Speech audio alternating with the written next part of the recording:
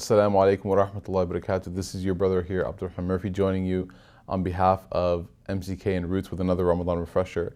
You know, brothers and sisters, we've made it. We're here. We're in the final 10 nights of Ramadan, the final 10 days and nights of this blessed month. As Shaykh Hassan so beautifully reminded us in his previous Ramadan refresher, that this is the goal. This is what we've worked so hard to achieve and to get to. It's sort of like we've been practicing for 20 days and now it's game time. This is the moment that we've been waiting for, to show ourselves and to show, each other, and to prove or to express our gratitude to Allah subhanahu wa ta'ala, to really show who we are.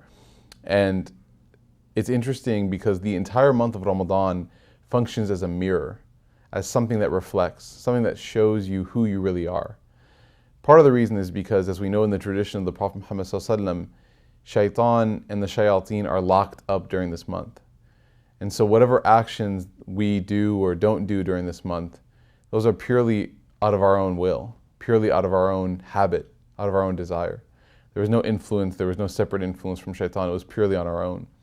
But it also acts as a mirror because Ramadan is a time where there is an immense amount of blessing, an immense amount of barakah. And so it shows us really who we are. And it shows us who we are in regards to ourselves, in regards to the community, and also in regards to our relationship with our families. But most importantly, in our relationship to Allah subhanahu wa ta'ala. And Ramadan is kind of like the first 20 days act as sort of like this phase where we're peeling back. And we're trying to uncover the true and unadulterated and pure state of our heart. We're trying to see what condition our heart is in.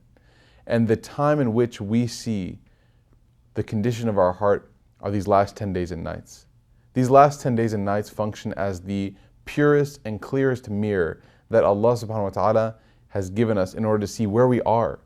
Our progress report, right? How do we function from here? Where do we go from here? Have we achieved our goals in the last year? Have we achieved our goals in Ramadan? Are we going to set new goals for the rest of the year?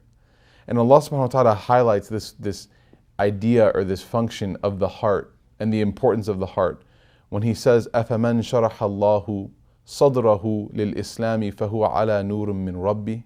He says, is the person who Allah subhanahu wa ta'ala has opened their chest towards this faith of Islam, and that person is on light from Allah. And then the verse cuts to a different perspective. But it's interesting here. Why does the verse cut to a different perspective at that point? Because this verse is posing a question. It's saying, is the person whose heart has been opened and inclined towards Allah subhanahu wa ta'ala, towards this deen, and then the blank is left open as if to say, is that person the same as the person whose heart hasn't? But what's beautiful here is that the other option, comparing these two people, a person whose heart is inclined towards Allah and a person whose heart is not inclined towards Allah, this is such a stark difference. It's such a strong difference. It's such almost a ridiculous comparison that Allah subhanahu wa ta'ala doesn't even complete the comparison. He just says, how can you compare someone whose heart has been open to Allah subhanahu wa ta'ala? And you and I know those moments, this Ramadan that we felt, whether it was by ourselves, whether it was with our friends or our brothers and sisters praying tarawih or just making dua. Those moments where your heart begins to tremble, those moments where your heart begins to open up and you feel like you finally understand what it feels like to worship Allah. Those moments where the Imam goes into ruku and you actually are disappointed that he finished the Quran recitation in the rak'ah. You're disappointed. You wish that he could have gone longer because you're enjoying it so much. So Allah subhanahu wa ta'ala is saying, imagine comparing a person whose heart is so inclined towards worship and comparing it with a person whose heart abhors worship, doesn't want to come near worship. Is that comparison even fair? And then Allah subhanahu wa ta'ala gives a warning. And this warning is not for people, not for us to look at other people and say, hey, pay attention. But it's for us to use this month again as this mirror and think to ourselves, I need this warning. Allah subhanahu wa ta'ala says, فَوَيْلٌ لِلْقَاسِيَةِ قُلُوبُهُم مِّن ذِكْرِ اللَّهِ أُولَٰئِكَ فِي ضَلَالٍ مُبِينٍ.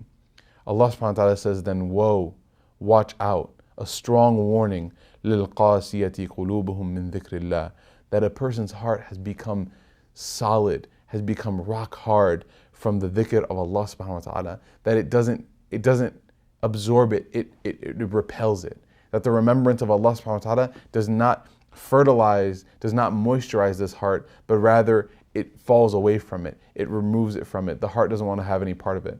What's interesting is that this word lil-qasiyati It doesn't just mean that someone who is hard or the heart that is hard, but it means the heart that has no feeling. It's apathetic. One of the definitions is that it does not have the ability to feel pity for someone, right? And so the heart lacks empathy, lacks sympathy. And when someone lacks empathy and sympathy, their heart is apathetic to the point where they don't even understand or feel how others feel. That heart is not alive. That heart is very sick and almost even dead. So Allah subhanahu wa ta'ala says, be careful. Strong warning for someone whose heart is in this state. And for them, they are in pure, clear, just straight up misguidance.